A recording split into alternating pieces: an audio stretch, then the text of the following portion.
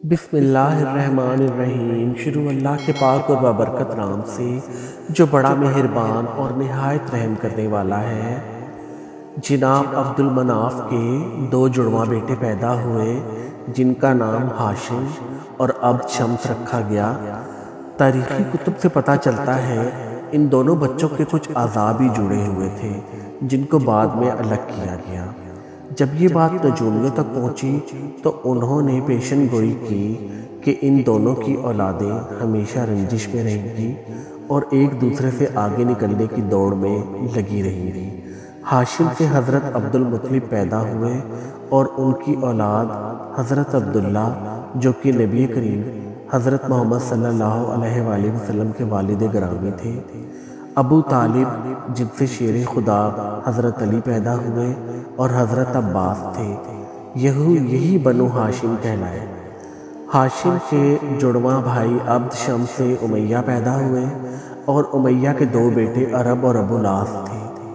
عرب سے ابو سفیان، معاویہ اور یزید تھے، جبکہ ابو العاص سے حکم عفان، حکم سے مروان، عبد الملک۔ یزید کے بعد بنو امیہ کے سارے مروان بن حکم سے ہی تھے، چنانچہ امیہ کی آل اولاد بنو امیہ کہلائی، یعنی ہاشم اور چچا زاد بیٹے کا نام امیہ تھا۔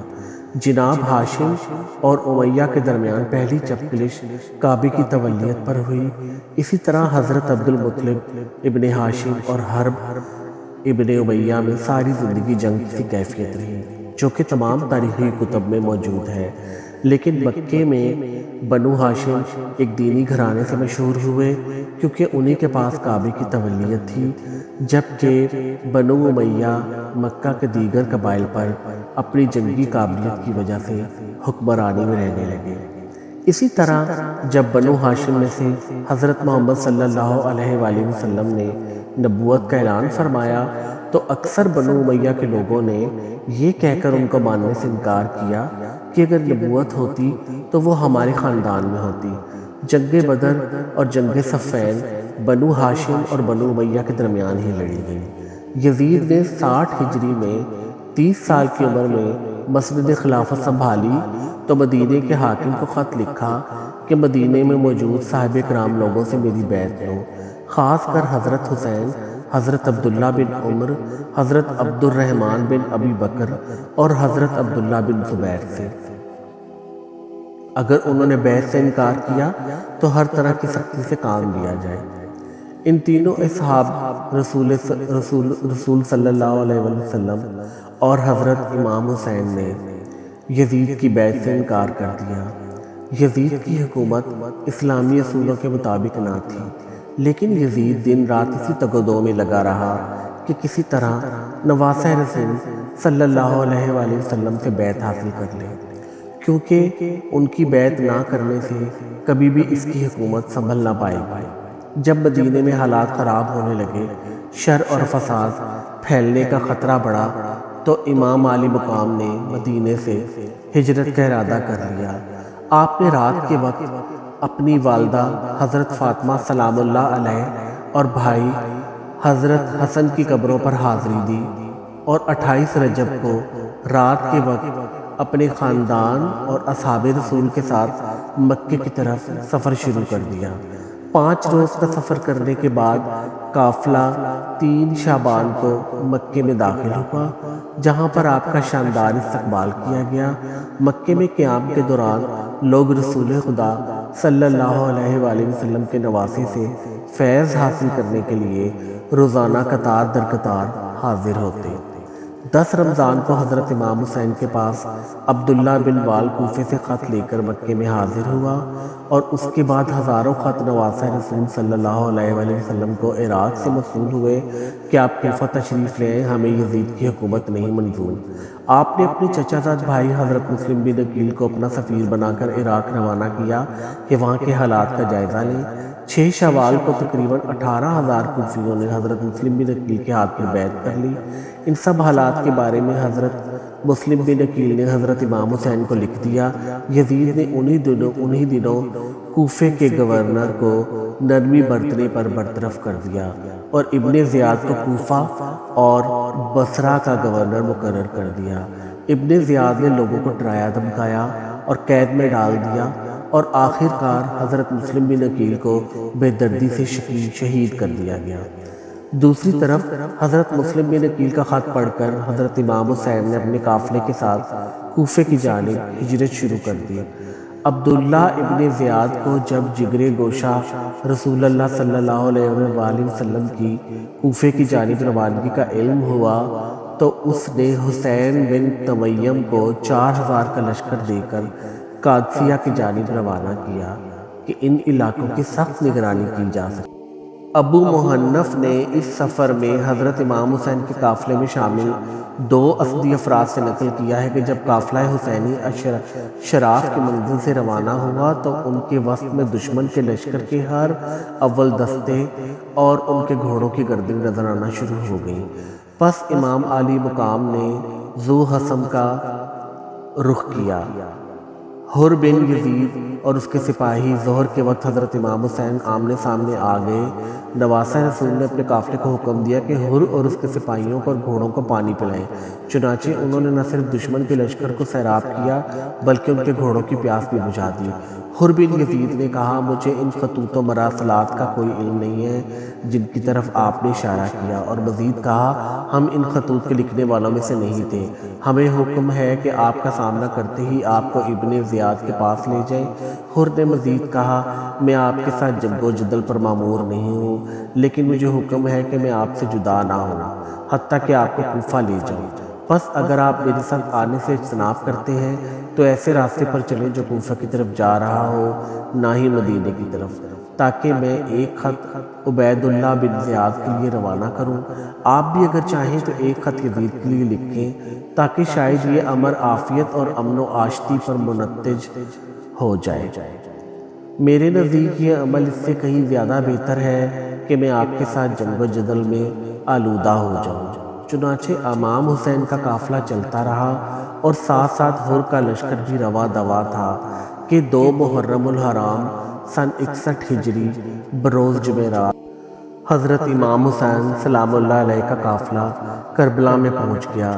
جب نواسہ رسول صلی اللہ علیہ وآلہ وسلم کو بتایا گیا کہ اس جگہ کا نام کربلا ہے تو آپ فرمانے لگے، بے شک یہی رنج اور بلا کا مقام ہے۔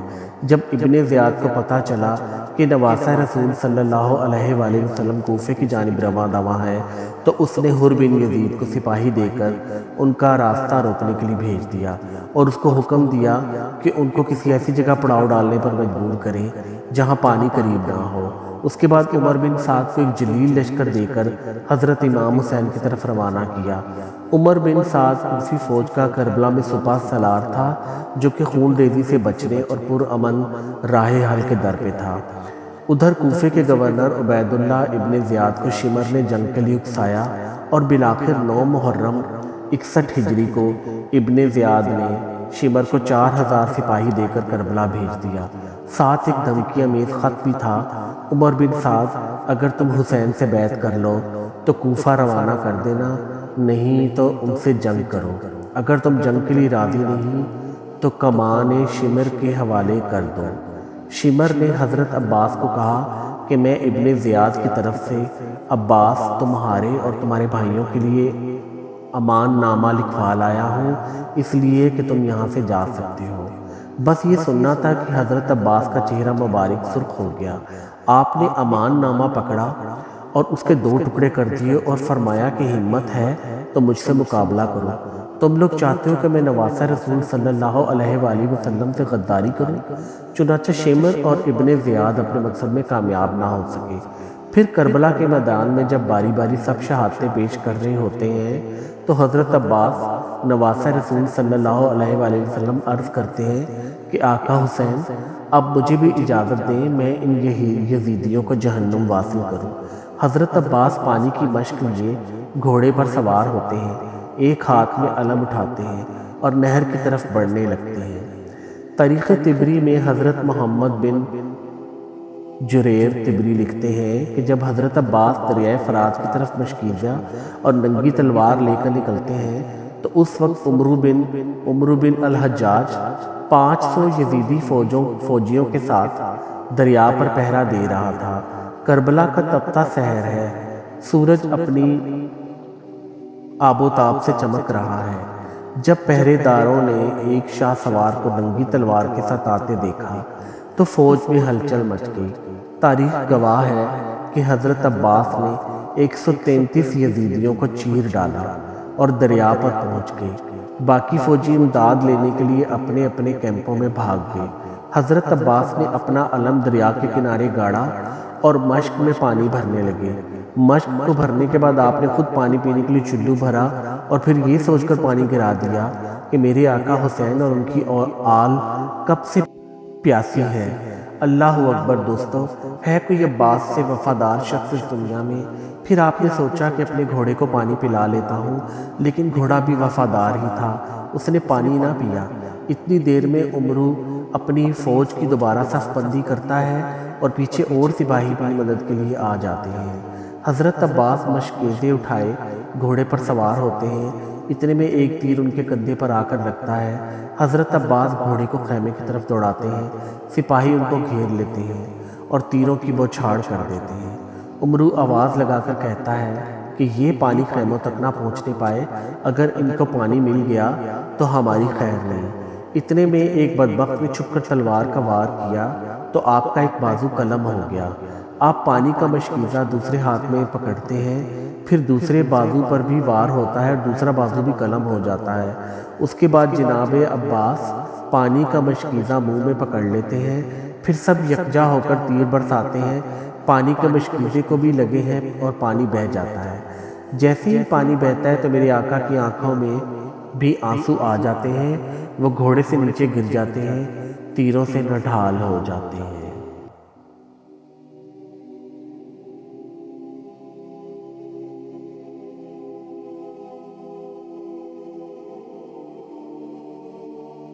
یزیدی فوج فتح کے نعرے لگاتے ہوئے واپس جاتے ہیں۔ جب امام حسین حضرت عباس کو گرتا دیکھتے ہیں تو وہ ان کی طرف بڑھتے ہیں اور آ کر حضرت عباس کا سر مبارک اپنی گود میں لے لیتے ہیں۔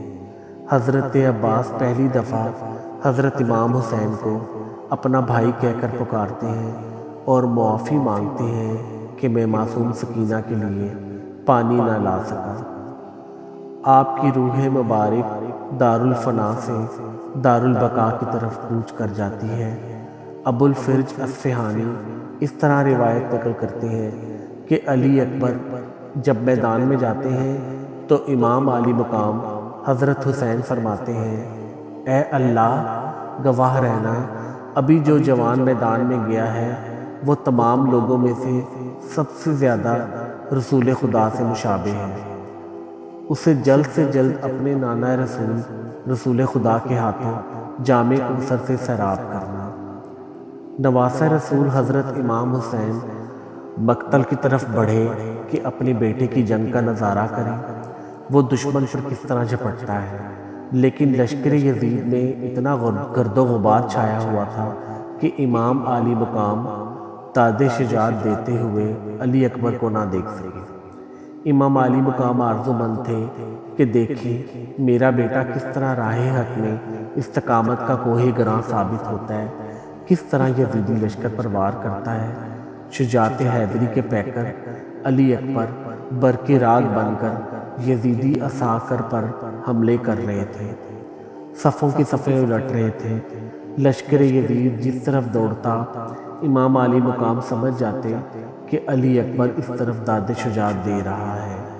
اسی طرح سمتوں کا تعین ہوتا رہا، یہی یزیدی سپاہی واصل جہنم ہوتے رہے۔ علی اکبر مردانہ وار جنگ کر رہے تھے، 3 دن کے پیاسے تھے، گرد و غبار سے فائدہ اٹھا کر گھوڑے کو ایڑی لگا کر واپس آئے۔ عرض کی، ابا جان اگر ایک گھونٹ پانی مل جائے تو تازہ دم ہو کر بدبختوں پر حملہ کروں۔ فرمایا، بیٹا میں تمہیں پانی تو نہیں دے سکتا، میری زبان کو چوس لو۔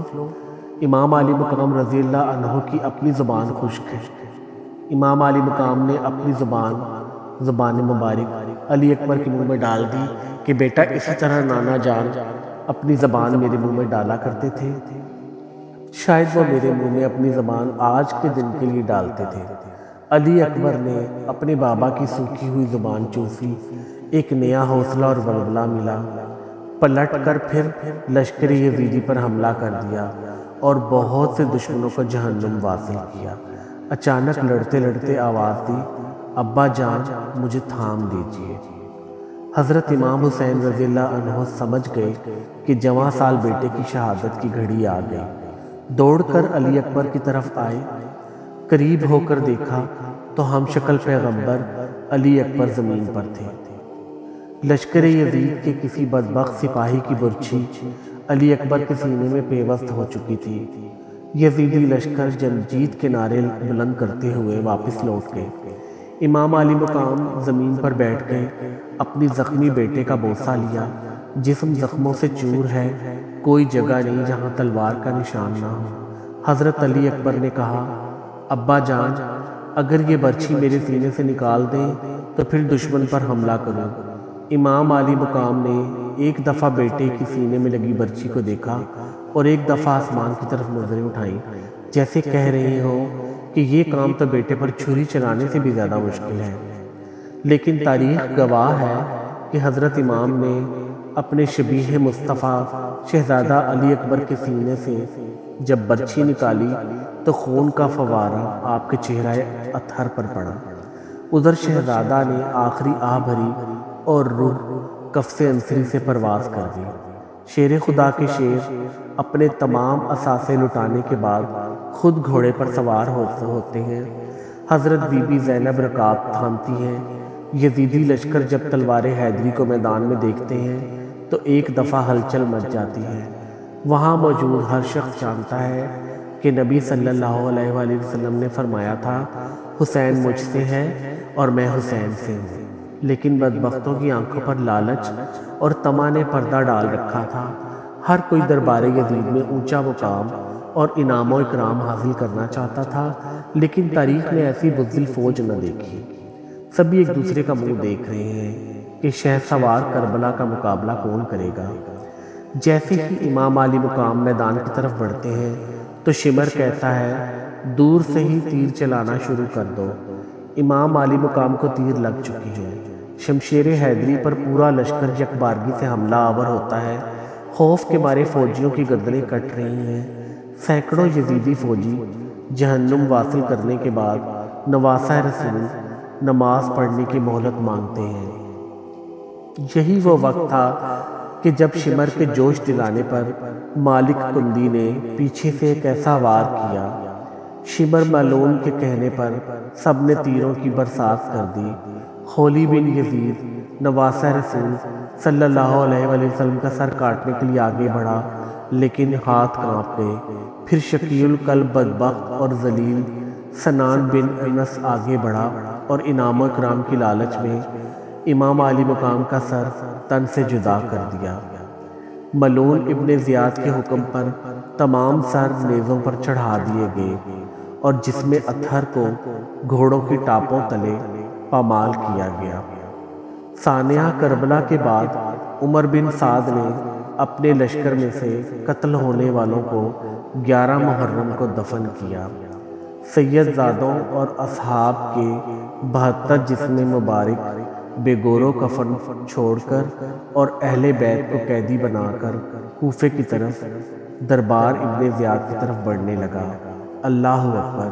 تاریخ گواہ ہے کہ شہادت کے 3 دن بعد 13 محرم کو مقام غازریہ سے قبیلہ بنی اسد سے خواتین دریائے فرات پر پانی لینے آئیں تو انہوں نے بغیر سروں کے جسموں کو بکھرے دیکھا تو سب کی چیخیں نکل گئیں۔ واپس گھروں کو لوٹیں اور اپنے مردوں کو بتایا کہ خاندان نبوت کی لاشیں بکھری پڑی ہیں، ہمیں ان کو دفنانا چاہیے۔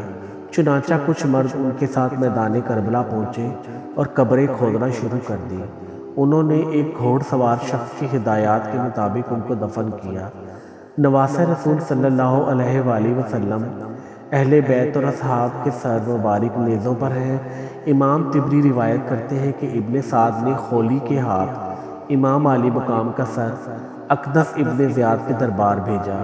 خولی جب کوفہ پہنچا تو رات کا وقت تھا، اس لیے وہ سر مبارک کو اپنے گھر لے گیا اور ایک برتن میں ڈھانپ دیا۔ سر مبارک کو دیکھ کر اس کی بیوی نوار سخت ناراض ہوئی کہ یہ تم نے کیا ظلم کر دیا ہے۔ وہ بیان کرتی ہے کہ میں خدا کی قسم میں نے دیکھا ہے کہ ایک نور برابر آسمان سے اس برتن تک ستون کی مانند چمک رہا ہے، اور میں نے سفید پرندے دیکھے ہیں جو برتن کے ارد گرد منڈلا رہے تھے۔ صبح اسیران کربلا اور نواسہ رسول صلی اللہ علیہ وآلہ وسلم کے سر مبارک کو ابن زیاد کے دربار میں پیش کیا گیا۔ عبید اللہ ابن زیاد کی سیدہ حضرت زینب سے گفتگو اور آپ کے دیے جانے والے جوابات بھی تاریخی کتابوں میں نہایت پرسوز انداز میں لکھے ہیں۔ حضرت زینب اور عبید اللہ کی باہمی گفتگو دربار میں موجود حاضرین پر نہایت اثر انداز ہوئی۔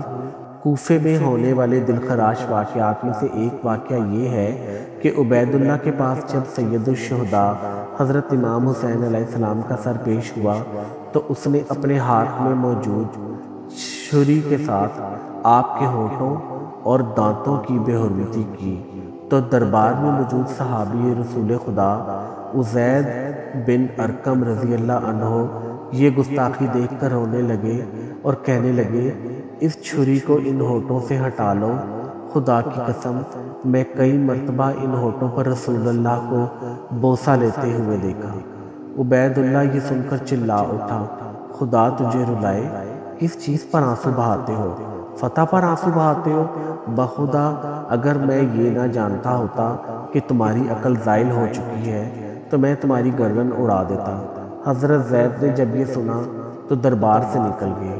اس کے بعد عبید اللہ ابن زیاد نے کربلا کے قافلے کو شہداء کے سروں کے ساتھ شمر طارق بن محفر کی قیادت میں یزید کے محل کی طرف شام روانہ کر دیا۔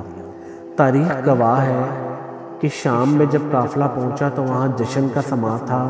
زہر بن کیف نے نمائندگی کرتے ہوئے واقعہ کربلا کی ساری تفصیل یزید کو سنائی۔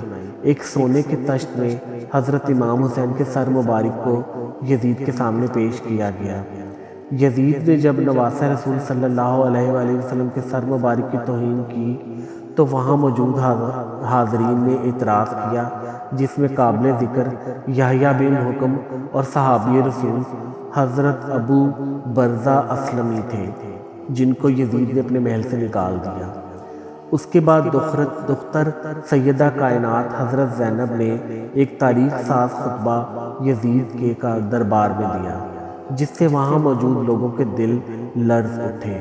یزید جب پشیمان ہوا تو اس نے قافلے کو قید میں ڈال دیا۔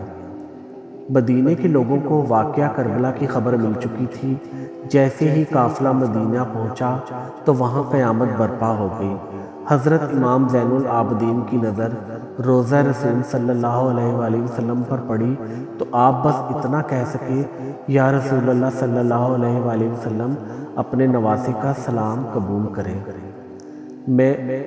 بس اس کے بعد مدینے میں ایک نہ تھمنے والے آنسوؤں کا سیلاب آ گیا۔ پیارے ویورز، آج کی ویڈیو یہ ختم ہوئی۔ امید کرتے ہیں آپ کو ہماری یہ ویڈیو اچھی لگی ہوگی۔